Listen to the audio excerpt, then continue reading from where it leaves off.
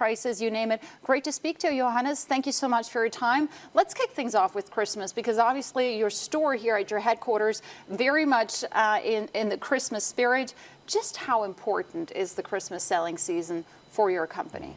Yeah, Carolin, thanks for having me. Christmas indeed is not just a wonderful time of the year for me personally, time of hope, time of reflection, but for the business as well. It's a time of indulgence really for many people around the world, time of celebration. So in chocolate we say it's about worth 2 months. Not December is not 1 month, but it's 2 months in volumes and in sales and in efforts. And so far it's going well in terms of the revenues, in terms of the sales?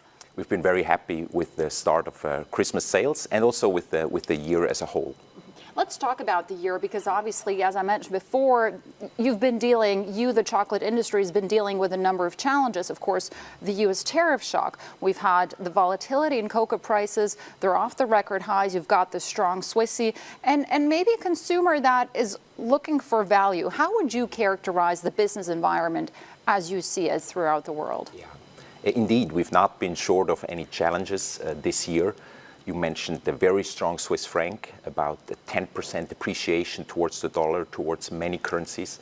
You mentioned the tariffs. Very glad that now it's not 39%, but 15%, but still quite a substantial increase. Cocoa was at 3 times the normal price level, which is just crazy and unseen. Now it's come down to only plus 50, 60%, still a major challenge for us. And so we're so happy to see that the consumers keep indulging, keep loving Swiss fresh chocolate. And frankly, I'm very, very proud of our 2,500 employees for going with us through all these challenges. If we take a look at your business performance, it seems as though you've been defying some of the trends here, some of the more difficult challenges, because 2025, you're seeing revenue growth of roughly 20%. You're expecting the same for next year. What are you seeing? Yes, we've been able to, I think, double the company in the last 5 years by doing quite an impressive like-for-like growth in our stores, and then, of course, by adding stores to 250 boutiques now in 28 countries. So I'm amazed myself how well the customers react to our fresh Swiss chocolate and like to indulge in them. Talk to me a little bit more about the consumer. You have more than 250 stores globally. You've been on a big expansion drive. You've been opening stores aggressively, I believe more than 50 alone this year. Where are you seeing pockets of strength? Where are you seeing pockets of weakness in the world? Yes. So overall, I would say the economy is the most challenging still in China with the whole real estate crisis. And we're seeing parts of that as well. Although we're growing there, we're making money. So I'm very proud of the team also in China. Then I hear from retailers in Europe that there's some weaknesses. We ourselves do not see this in our figures. We keep growing like for like in all of the European markets, and very happy to see also a double-digit growth like for like in our US stores. So it's very encouraging, and people seem to love our fresh Swiss chocolate. Let's stick with the US, because obviously August 1st was a big shock, not just for you, but for the rest of the Swiss industry. Can I ask you, how big has the impact been when it comes to the US sales numbers, given that you produce exclusively here in Switzerland? Yeah, we produce exclusively in Switzerland. I think like Swiss watches, consumers do want Swiss chocolates to be made in Switzerland, so we handcraft them here.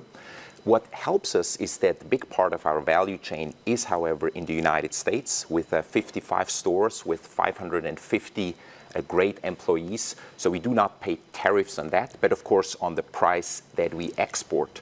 So because of that, because also of cocoa prices rising because of depreciation of the Swiss franc, we did have to do a minor price increase in summer, but we did not pass on everything. And now that tariffs have come down to 15%, I think we're in a good place. Tariffs have come down, but also cocoa prices have come down, and you were able to pass on a lot of these price increases.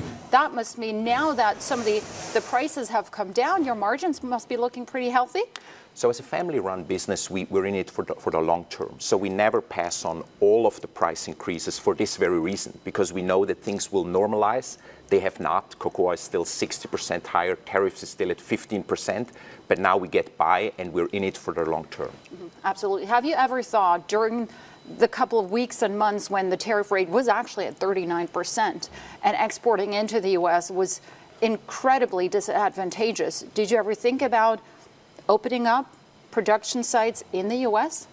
Never. And I think, frankly, consumers want Swiss chocolates to be made in Switzerland, like Swiss watches should be made in Switzerland. And we're having so many tourists visiting us here at the House of Läderach, being fascinated with that. I think they would be disappointed if we made that part in the US. However, of course, a big part of our value chain is in the US. We've invested in 8 store openings this year. We will open 10 more stores in the next year, which will put us to almost 70 stores.